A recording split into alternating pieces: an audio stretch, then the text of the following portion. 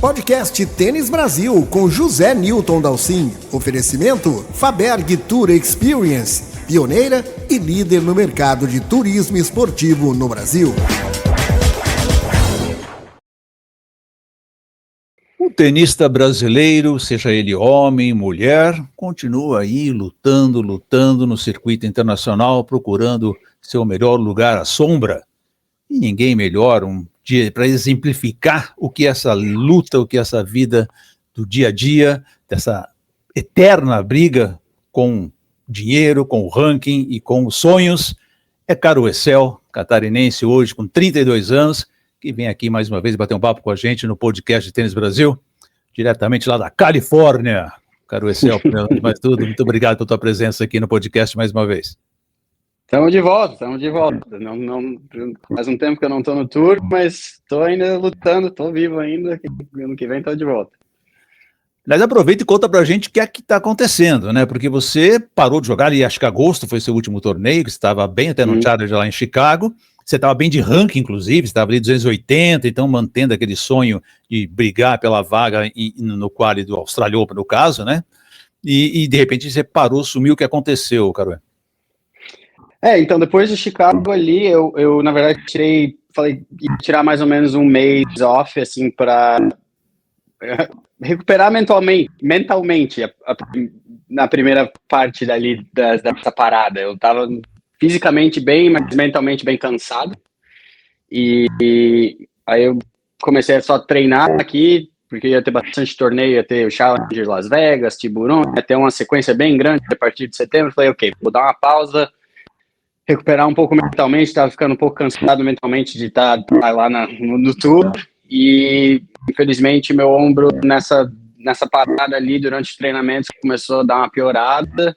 Eu tive problema no começo do ano, eu estava em Santiago, tive um problema no ombro, mas assim, estava sem problema, tirava um dia off, 2 dias off, estava tranquilo, mas foi cada vez mais piorando, ao ponto de que eu não conseguia treinar, não conseguia sacar, conseguia bater, mas não conseguia sacar, ou se sacava um dia, realmente não conseguia jogar por uns dias, e meio que foi piorando, e eventualmente tive que fazer ressonância magnética e tudo mais, para ver o que estava acontecendo, e tem alguns problemas, eu não sei em português, para te falar a verdade, se chama slap tear, que é aqui no do tendão do bíceps e do ombro aqui, né, que é bem comum entre jogadores de tênis, e aí tem um problema aqui na minha clavícula também, e é uma recuperação muito devagar, que infelizmente eu não estava esperando que acontecesse isso. Eu assim, por mais que eu estive no tour agora os últimos 2 anos sem muitos problemas físicos, nós sempre tem alguma coisa, mas não estava esperando ter algo tão complicado, e desde setembro só tentando fazendo fisioterapia, tentando melhorar isso, mas tá bem lento essa recuperação, para falar a verdade. Ainda praticamente, deve fazer um mês e meio que eu não saco, e eu não consigo treinar assim mais de talvez uma hora e meia, que eu bato assim umas 2, 3 vezes por semana, então eu tenho só focado na fisioterapia, e vou tentar voltar, assim, acho que eu vou voltar em fevereiro, porque em fevereiro eu conseguiria ter o meu ranking protegido, para poder pelo menos usar ali nos 300, e aí misturar os futures de novo e os challengers. E foi uma pena, né, Caro, porque você estava ali, como eu falei, ali 280 do ranking, você já não estava tão longe da tua meta ali, que 230, que é mais ou menos o que classifica para um qualifying de Grand Slam, que se é sempre esse teu objetivo, né, neste momento ainda. E foi uma pena, né, porque você estava vindo bem, você até que tinha feito bons jogos durante a temporada, né? Sim. Eu estava, assim, a parte que foi... A parte que eu tinha ali para chegar nos grandes slams do ano era a parte ali do começo, né, de janeiro até mais ou menos abril, até a lista de Roland Garros. Eu tinha muito pouco a defender em challengers, eu tinha pontos de future, mas naquele momento eu estava 280, 270, então eu estava assim, era 2 bons torneios em challengers, e eu tava nos grandes slams, e infelizmente eu não joguei tão bem ali no começo do ano, e aí eu tive um problema na minha panturrilha, que eu estourei a panturrilha em Sarasota. Então ali foi já mais 6, 7 semanas sem estar no tour. Então na primeira metade do ano era a metade que eu tinha assim bastante capacidade de aumentar os meus pontos, e a segunda metade do ano é onde eu comecei ano passado, 2024, a jogar bastante Challenger. Eu tinha algumas semifinais, bastante quartas de finais, eu estava ganhando bastante jogos em Challenger, então na segunda metade do ano era onde eu ia defender bastante ponto e acabei não podendo jogar desde agosto. Então, infelizmente, foram 2 lesões e mais uma falta de forma, talvez, mas 2 lesões que eu não tive nenhum momento, né, no ano, assim, no 2024 eu comecei o ano já ganhando um future e meio que já começa meio embalado, assim, e esse ano eu não consegui nenhum momento embalar e infelizmente agora eu vou ter que começar a jornada do mais ou menos do zero. Me conta uma coisa, como é que é para vocês que estão ali num ranking menos privilegiado, como é que é esse período de lesão? Quer dizer, a ATP dá alguma assistência, paga alguma coisa, ou você tem alguma estrutura por trás? Porque se está um longo período parado, obviamente o tratamento não é barato, você tem que se tratar e tem que se manter também, né? Como é que é esse problema? Olha, é bem complicado, para falar a verdade. Assim, a ATP, eles têm eu acho que eles têm um serviço de health insurance, né? Mas eu tenho o meu pessoal aqui e eu acabei de fazer um vídeo sobre isso, para falar a verdade, no meu canal, sobre o problema de quando você está num esporte individual, seja tênis, seja qualquer outro esporte individual, você não tem essa infraestrutura, né, de, vamos dizer, um jogador de futebol que se machuca e tem um monte de médico, um monte de fisioterapeuta, tá todo mundo, o objetivo deles é te botar no campo o mais rápido possível. E quando você tá sozinho, lógico que muitos jogadores eles têm time, tem gente que eles conhecem, enfim, mas eu sou um pouco mais sozinho, assim, você tem que achar gente que você confia, né, primeiro de tudo, você tem que ter aquele sentimento que você está trabalhando com alguém que realmente está te ajudando, né? E então, achar as pessoas certas sozinho, lógico que tem o gasto. Hoje eu tenho o meu plano médico aqui nos Estados Unidos, então isso ajuda também, mas de novo, ainda para certas coisas eles não cobrem, certo? Talvez aqui tem um negócio que chama PRP shot, que é para ajudar. Tem certas coisas que não cobram.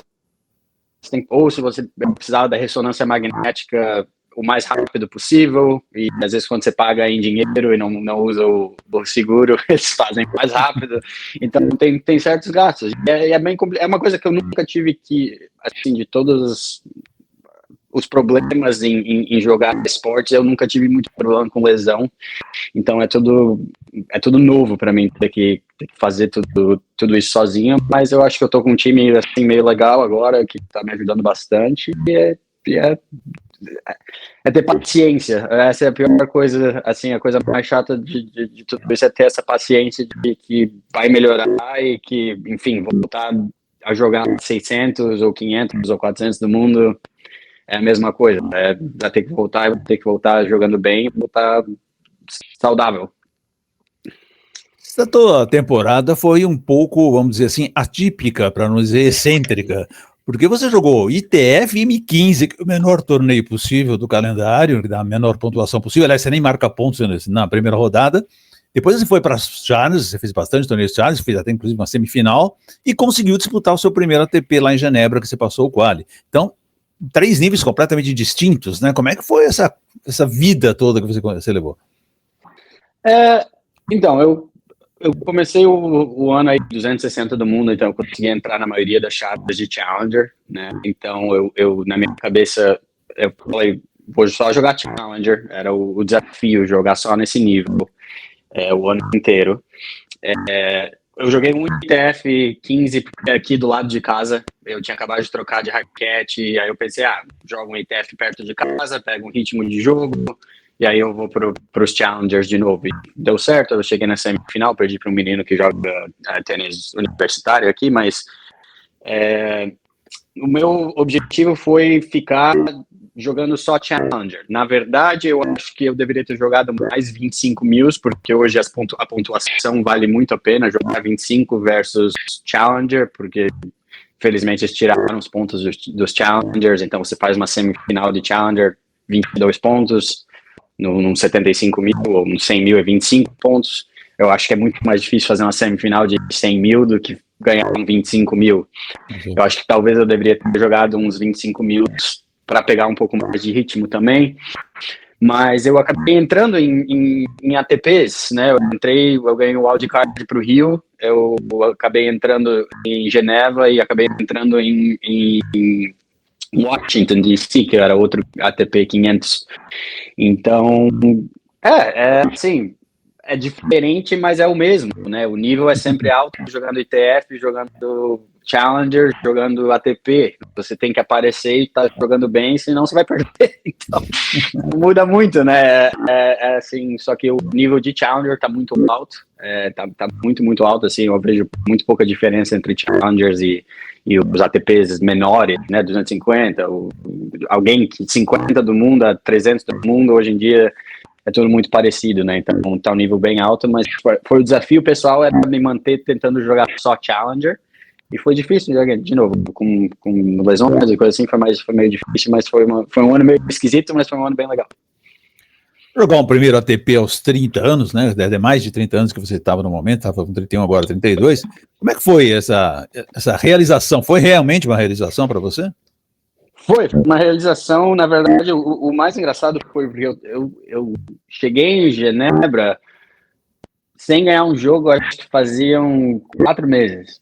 O último jogo que eu tinha ganho foi em fevereiro, e aí eu ganhei o convite para o Rio, aí eu acabei indo para o Rio, joguei lá, e aí teve umas semanas off, aí eu acabei indo para Sarasota para treinar, para jogar, e o primeiro torneio, na primeira rodada, minha panturrilha explodiu, e eu acabei tendo que tirar um tempo off. Aí eu voltei, fui para Bogotá, perdi a primeira rodada. Cara, eu cheguei em Genebra, eu só fui para Genebra porque eu ia fazer uns negócios com a Tecnifibre na França, durante o Roland Garros, e eu falei, já que tô indo para lá, vou lá assinar em Genebra, se entrar, entrei.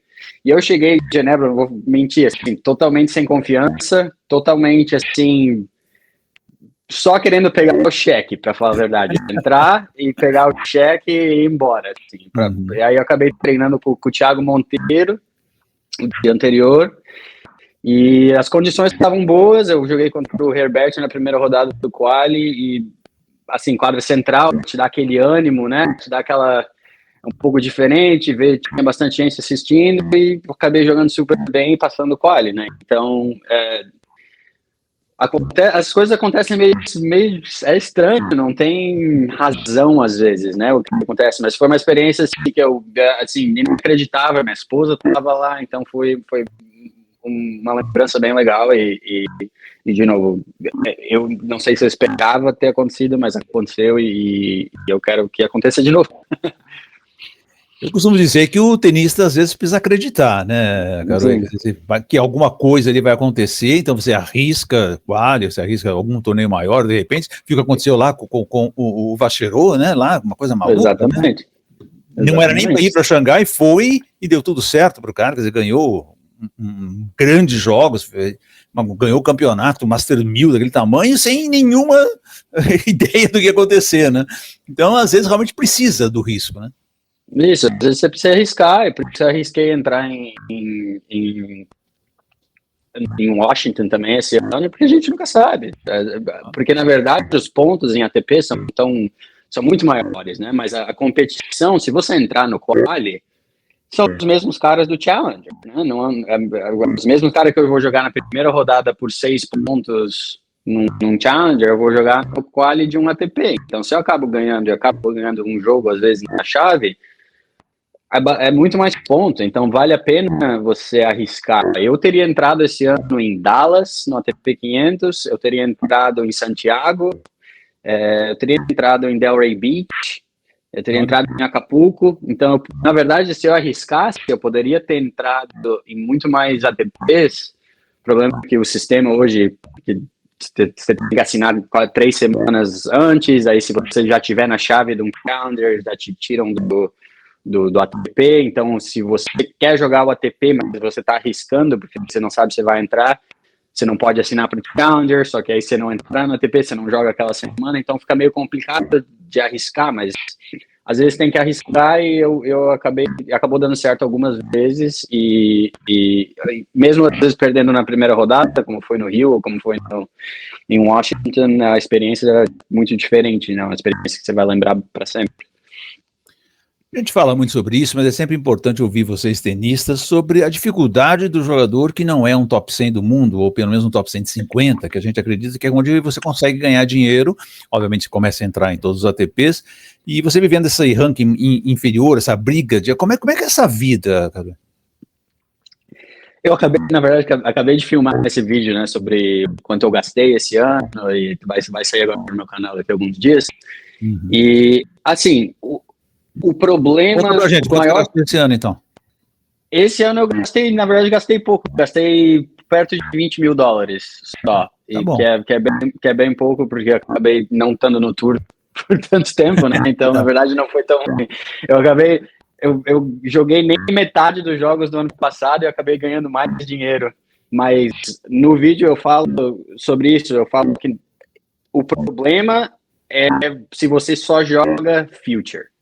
Porque Future não paga nada. Se você consegue entrar no circuito de Challenger, dá para sobreviver.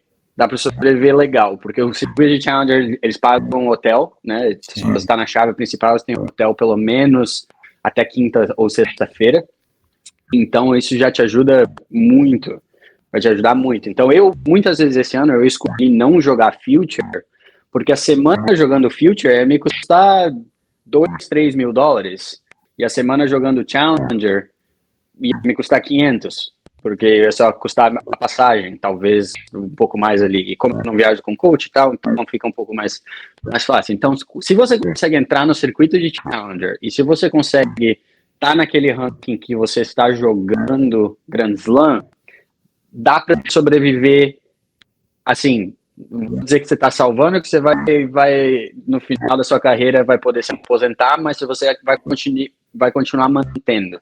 O circuito de Challenger hoje em dia dá para continuar mantendo. Se você está só jogando Future, vai ser muito difícil. Financeiramente fica muito difícil. Então o número ali é top 300 do mundo e tentar se manter ali o máximo de tempo possível. Você faz conta o tempo inteiro, assim, durante a temporada? Ou para pensar nisso, não? Eu tento não pensar, porque se eu começar a pensar nisso, a direita vai ficar pior ainda. Não, tem que só... porque eu coloco na minha empresa aqui os gastos e tal, então acabo ajudando um pouco nessa parte de pagar imposto depois, enfim. Mas tem certas vezes que eu falo, não vou tipo, assinar para um Challenger no sul da França.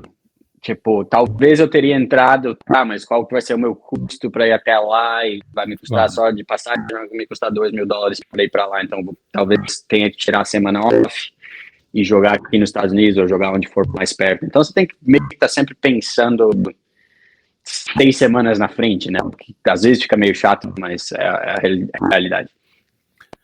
Teu canal do YouTube ajuda muito, né? Você tem um canal muito ativo, que você faz bastante material, tem muitos seguidores. Aliás, até a ATP te levou para Xangai por isso, né? Conta pra gente como é que funciona esse canal, como é que você consegue sobreviver com ele e como é que é mantê-lo no ar, né? Porque também é um trabalho.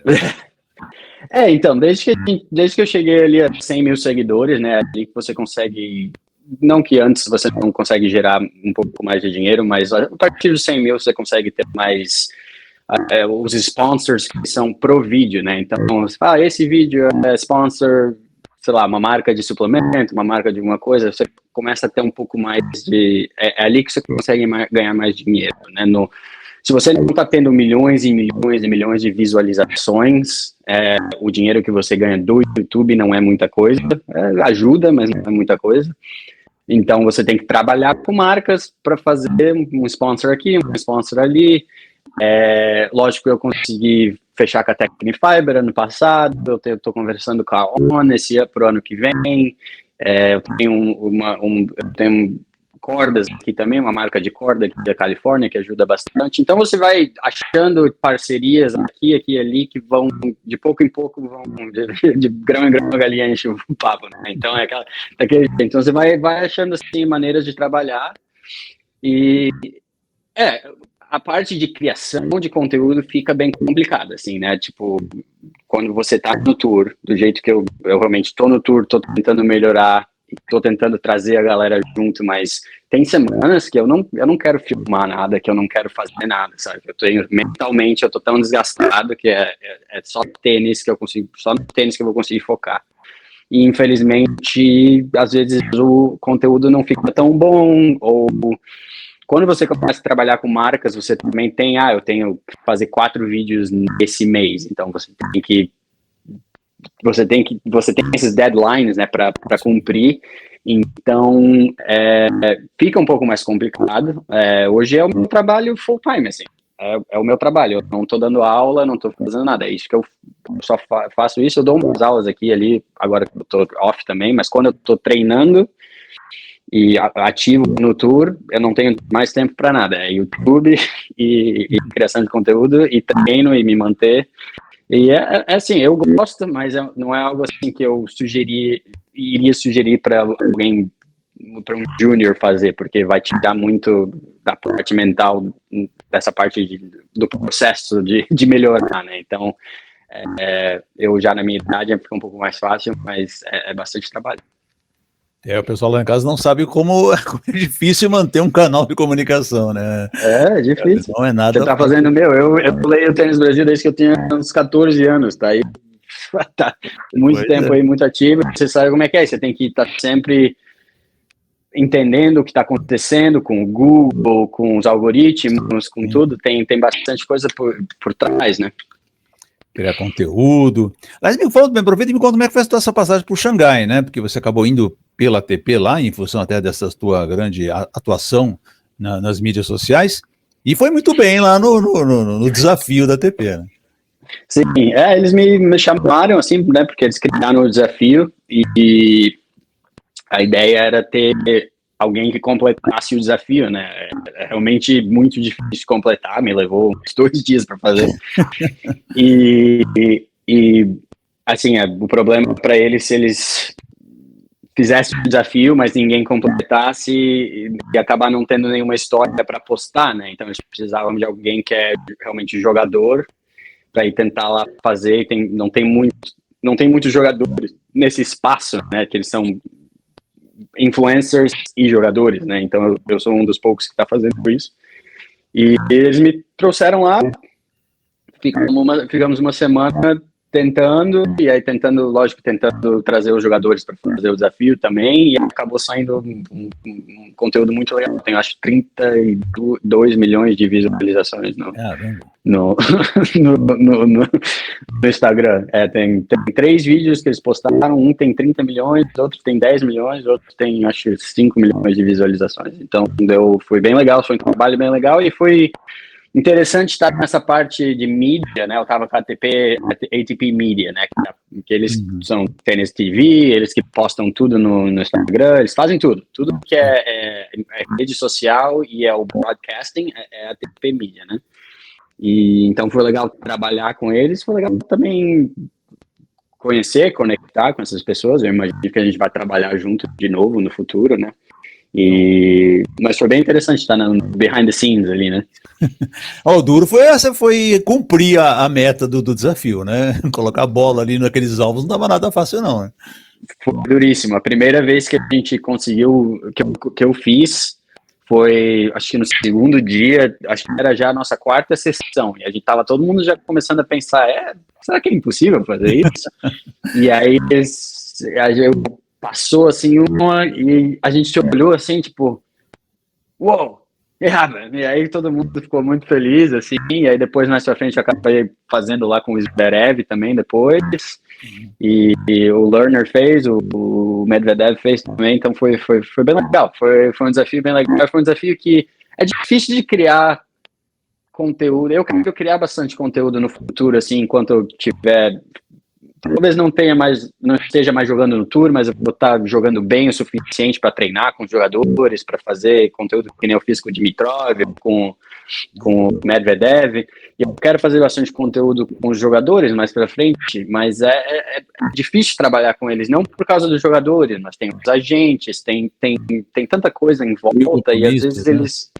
Nossa, tem tanta coisa, e eles não entendem que vai ter um benefício para eles também vir no meu canal, né? Vai ter um benefício, talvez não seja financeiro, mas vai criar um pouco mais de fãs, vai ter uma conexão a mais, né? Então, às vezes é bem difícil de criar um desafio, criar alguma coisa que os jogadores tenham interesse em fazer, e esse desafio do Impossible Shot, no momento que eles tentaram uma ou duas vezes, aí eles não querem mais parar de tentar.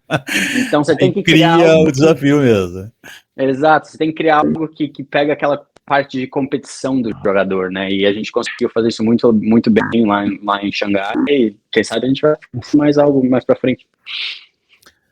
Agora, o ATP anunciou aí uma melhoria no calendário de Challengers para 2026. Estão falando em 32 milhões de dólares de premiação total, que seria 5 milhões a mais distribuídos esse ano. Mas eles fizeram lá um estudo interessante que desde 2022 para 2026 haverá um aumento aí de 167% na premiação. Eu acho que isso é muito bom, muito valioso. E também um aumento na quantidade de campeonatos, que eles estão agora prevendo em mais 50 torneios Challengers para o ano que vem. Como é que vocês veem tudo isso dentro do circuito? Ainda a ATP realmente está dando atenção para os Challengers, está olhando para o pessoal que está abaixo do ranking? Eu acho que são duas coisas meio diferentes, assim, né? Eu acho que tem a parte de eles estarem aumentando a premiação do Challenger é muito legal, e ter mais torneios significaria, vamos dizer, hoje 300 do mundo geralmente é o ranking para entrar na maioria dos Challengers, quem sabe tendo mais torneios você chega a talvez 400 do mundo, 450. Então, se você tem 400 jogadores, 450 jogadores jogando Challengers, já alivia bastante, assim, o tanto o financeiro de tudo isso, né? O problema é que eles estão aumentando o prize money e talvez aumentando o número de torneios, mas na verdade geralmente não aumenta muito o prize money do torneio, né? Eles fazem a conta contando todos os torneios do ano. Eles falam, tá, mas aumentou o prize money. Mas, na verdade, no torneio mesmo, se eu fizer quartas de final ou semifinal, eu não sei se vai aumentar muito o número, né? Então, porque 50 torneios a mais, se cada torneio eu oferecer 100 mil dólares, você chega aos 5 milhões, né? Exatamente. Não necessariamente você aumentou a premiação do torneio, tem toda a razão. Exato, você está aumentando só o que está distribuindo, mas, na verdade, o que você está ganhando como jogador não está realmente aumentando. Então, tem essa parte. De novo, queira ou não queira, Sinner e Alcaraz, né? Eles que vendem, o resto é resto. Infelizmente é isso. O João Fonseca vende. mas assim, tem poucos jogadores que realmente vendem, que eles enchem estádios e tal. Então, nós como jogadores assim nesse nível, é difícil de falar, temos que pagar mais ou não. O meu problema com a ATP nesses últimos 2 anos foi eles diminuírem os pontos no Challengers e aumentarem os pontos na ATP. Então isso me prova que a ideia deles é falar, não, mas jogadores, eles vão jogar para cima, eles vão jogar mais ATPs porque eles vão sentir que a oportunidade de ganhar mais pontos está nos ATPs. Mas, na verdade, não é isso que acontece. Muita gente joga para baixo, teoricamente. Muita gente, o cara aí joga que é 120 do mundo jogando 75 mil. Entendeu? Eu falo, não, mas você pode entrar no 250, por que você está jogando no 75 mil? Entendeu? Eles acham que eles vão ter mais possibilidade de ganhar jogos e pontos no 75 mil. Então, quando você tira pontos dos Challengers e aumenta pontos no ATP, ali que cria, eu acho, muito problema. Então, vamos dizer, um ATP 250, o campeão ganha 250 pontos, o finalista ganha 165, certo? Sim. Um ATP, um Challenger de 100 mil, o campeão ganha 100 pontos, mas o finalista ganha 50. Então é o dobro para aquela última partida. Mas nos ATPs não é. Então, por que você está mudando o ratio, né, de quantos jogos você tem que ganhar? Então, ali que eu acho que ficou meio complicado. Fica um negócio assim que, vocês estão falando que vocês querem ajudar os jogadores com um ranking menor, mas, na verdade, agora o funil para passar do Challenger Tour tá muito pequeno. Você tem que ganhar aí, ou você ganha uns 5, 6 Challenger no ano, ou você só arrisca para jogar ATP. A lacuna ficou maior, né? Entre os dois planos, né? Exatamente. Então ficou muito maior. Então um cara que hoje está aí 50, 60, 70 no mundo jogando ATPs o tempo inteiro, se ele terminar o ano com 20 vitórias e 28 derrotas, ele vai ficar top 100 do mundo. Sim. Mas aí tem um cara que está jogando Challenger que talvez ganhe 50 jogos no ano, mas não conseguiu ficar top 100. Entendeu? Então ficou assim, eu tenho um amigo que está mais ou menos nesse ranking, né, o Giron, e ele terminou o ano aí 70 do mundo, não foi o melhor ano dele, acho que ele ganhou 20, 21, 22 jogos, perdeu 27, 28, mas tá aí, tá tranquilo, ganhou $1 milhão no ano, sabe? Vai ser muito difícil sair. Você sabe como na dupla é muito difícil de sair do top 40 ali, porque é muito fechado, né? Os pontos são muito altos nos ATPs maiores, na dupla. Então é muito difícil você entrar ali naquele grupo dos 40, 35 na dupla. Ficou pior ainda hoje, tipo, pro jogadores de simples, ficou mais ou menos isso. Vai ser muito difícil de jogadores saírem do top 100 e ficou mais difícil de jogadores entrarem no top 100. Tipo, um cara que nem o Matteo Berrettini, esse ano, acho que ganhou 15 jogos. Mais machucado do que jogou, né? Mais machucado que jogou, mas ganhou aí, fez uma oitavas de final num Masters, fez outra final no ATP, tá aí, vai ser 40 do mundo, vai ficar lá jogando assim até... Você vê que às vezes falta fome nos caras, né? Você assiste muito jogo, você vê os caras... Eu tava assistindo em Xangai, eu dava pra ver os caras que estavam lá, assim, tipo... Ganhou, perdeu.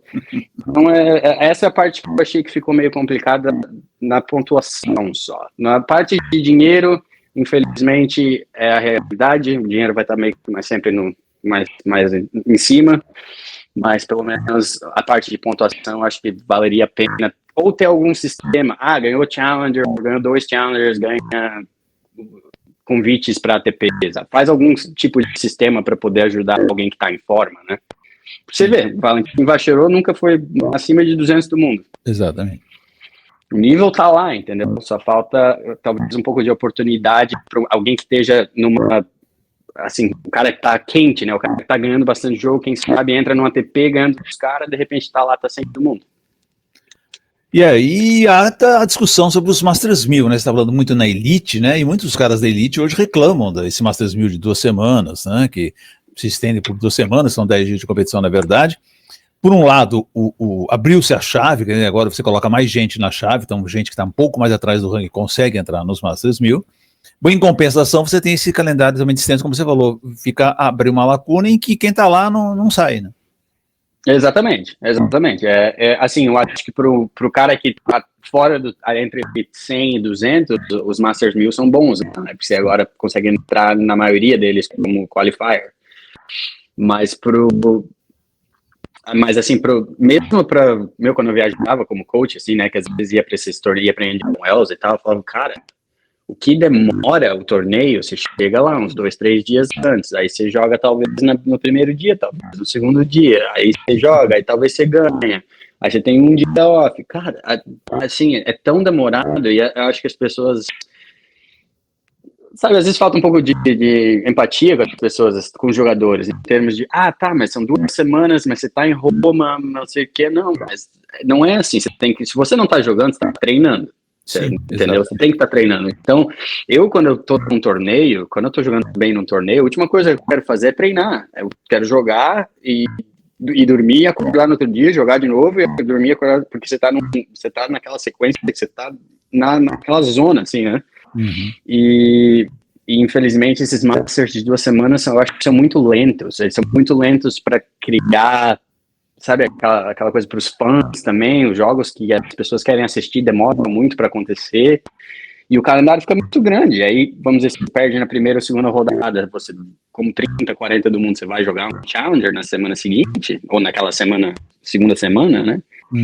Depende do que você quer fazer. Então, o que acontece? As viagens ficam muito longas. Muito longas. Nossa, de novo, o Marcos, meu amigo, ele viaja para a temporada de Cyber, o cara sai para Monte Carlo, não volta... Não volta mais.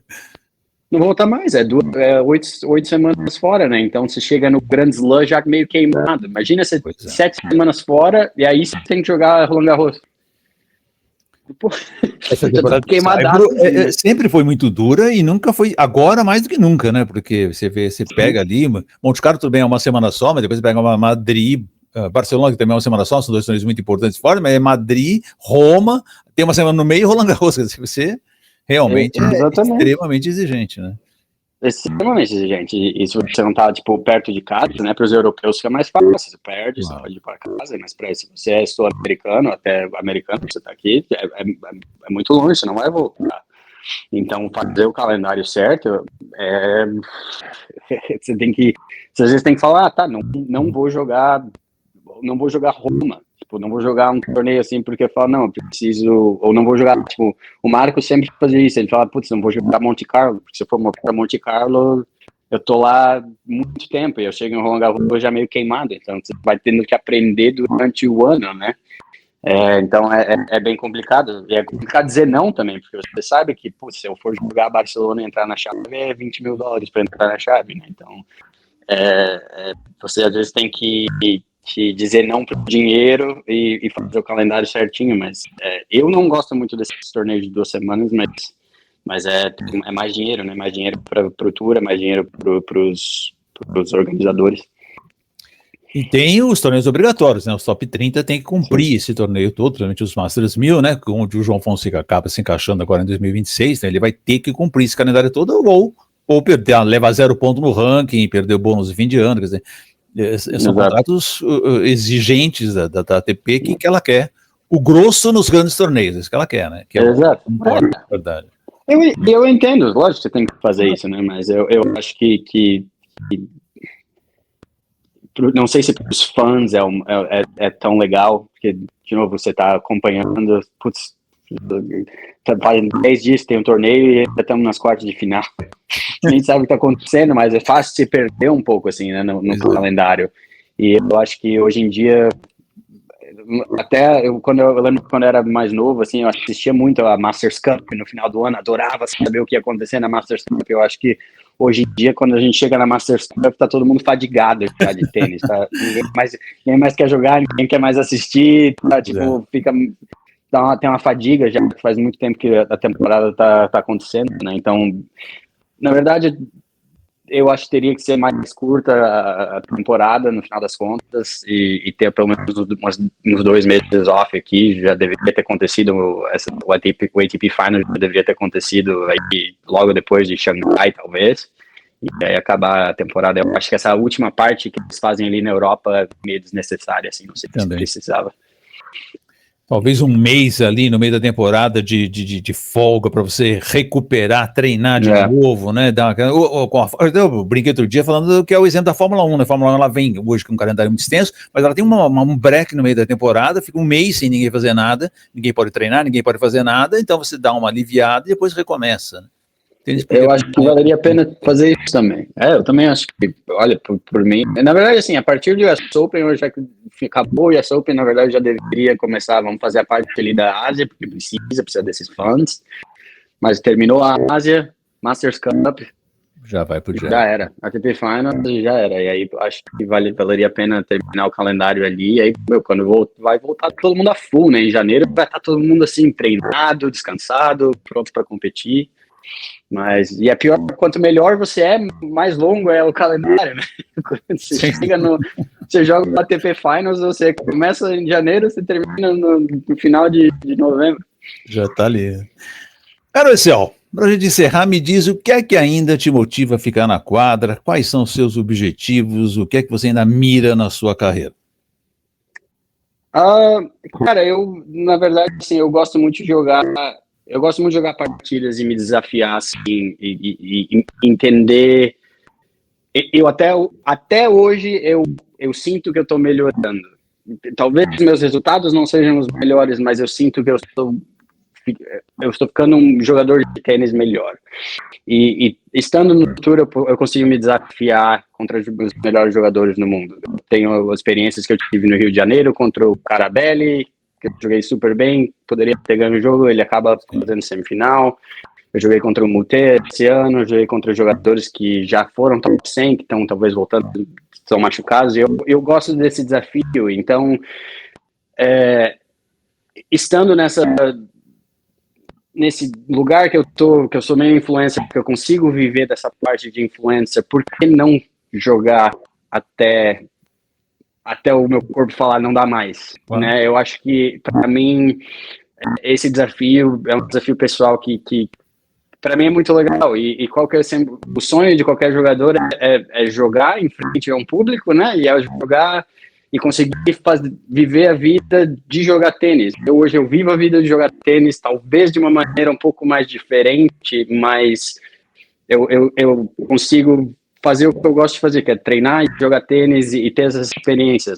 Hoje estar no tour é complicado, eu tô casado, tenho 2 cachorros, daqui a pouco tenho filho, quem sabe as coisas vão mudar, mas até hoje eu sinto que eu estou melhorando, eu gosto do processo acho que até hoje eu estou um pouco mais velho, eu gosto do processo de melhorar, de treinar, de entender, de estar nesse meio que eu tenho sorte que eu consigo mandar uma mensagem pro Agassi e falar, putz, aqui que eu tô jogando bem, eu tô jogando mal, eu não sei o que tá acontecendo, e ele vai me ajudar, entendeu? Eu tive muita sorte de estar perto de pessoas que ajudaram bastante, então por que não tentar mais uma vez? Minha motivação ainda é jogar Grand Slams, entrar nesse top 200. Eu ainda quero ganhar um Challenger, eu acho que eu tenho nível para ganhar um Challenger, e dali a gente nunca sabe, né? A gente nunca sabe, que às vezes entra no ATP e acaba dando certo, acaba fazendo o Valentim Vachedo aqui, né? A gente tem ele agora é o nosso é a referência. Aqui, ele é a referência, tá ali, eu vou botar um pôster aqui dele, né? Então, eu ainda gosto muito do esporte, de novo, nunca tive um problema físico que realmente não me deixa mais jogar como eu sempre penso no Dominic Thiem, né, que a gente é da mesma idade. O cara é muito bom, né? Ele era muito bom e, faz 3, 4 anos já que ele tá parado. Exatamente. E a gente é da mesma idade, jogou Orange Ball, joguei contra ele, imagina. Então, longevidade eu acho legal, eu gosto de estar na quadra, eu gosto de estar treinando e eu vou voltar com tudo. Não sei o que vai acontecer, mas eu vou voltar com tudo. Final das contas, se você olhar Djokovic, Monfils e Wawrinka, você é um garoto ainda, né? Sim, exato. Fisicamente eu não tô igual que eles, né? Mas eu sou garoto ainda. Quem sabe aí que tem um Manarino da vida, alguém. A gente sempre tem essa. Também, né? Manarino jogando muito bem. A gente sempre tem essa, assim, um pouco de esperança que tudo vai clicar em algum momento, né? Quem sabe não clique, mas pelo menos a gente tentou o máximo possível. Caro Excel, quero agradecer demais a tua presença aqui no Podcast Tênis Brasil, desejar uma excepcional recuperação para você e que 2026 seja aquele ano na tua carreira profissional. Vai ser aquele ano, vamos com tudo. Vamos lá. Obrigado, um grande abraço para você. Valeu, Zé. Tchau. Podcast Tênis Brasil com José Newton Dalcin. Oferecimento Faberg Tour Experience, pioneira e líder no mercado de turismo esportivo no Brasil.